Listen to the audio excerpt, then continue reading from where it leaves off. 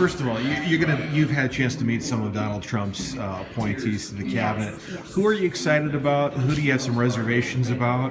Well, I will tell you, I am very excited about the Homeland Security nominee. That is General John Kelly. He served as the Southcom commander, has a great understanding at the cartels and the human trafficking and the weapons that have been smuggled into the United States.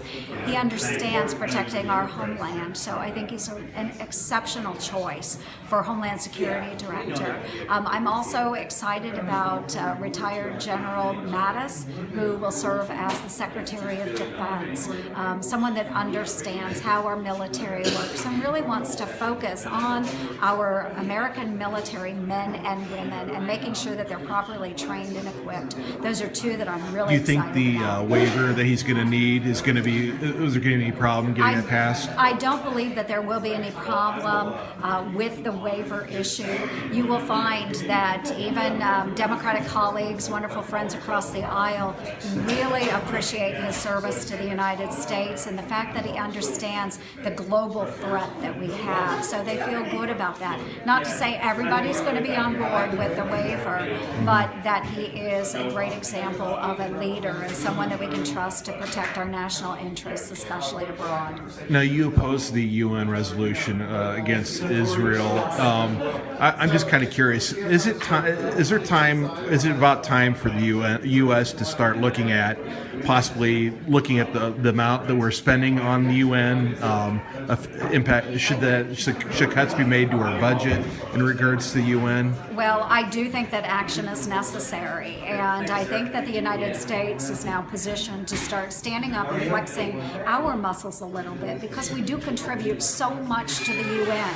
Now, they do have some good programs out there that are very important, but we are the largest single contributor to the United Nations, and when they go against us and do a resolution against the state of Israel, which is our best ally in the Middle East, the only democratic nation in the Middle East, then we have to do something about that. And I am encouraging that we take a look at this and make sure that America's interests and Israel's interests are being protected at the United Nations. Do you support moving our embassy to Jerusalem? You know, I do support that, but I want to take a look at the costs associated with that. Other issues have been raised with that move. I want to make sure that one is working for the Israeli people and that we are able to protect that embassy. That's very, very important, and that we're not taking away from other embassies around the globe in order to do that. So there's a lot of strategy we have to work forward and look at before we would support any of those moves. And last question, I'll let him if he's got any. With Republicans controlling the House, the Senate, now soon to be the White House, what progress do you think could be made on the life issue? Are we just going to still be playing around the edges, or are we going to be able to make some real progress? I think we are going to be able to make progress, but understanding that even in our Republican caucus, there's still some members that don't fully support all of those initiatives.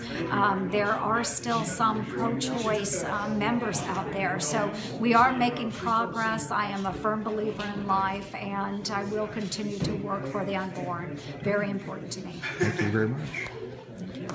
Kids, we Dave Bryant. Yes, Dave. Yeah. Thank you. How are you? I'm good.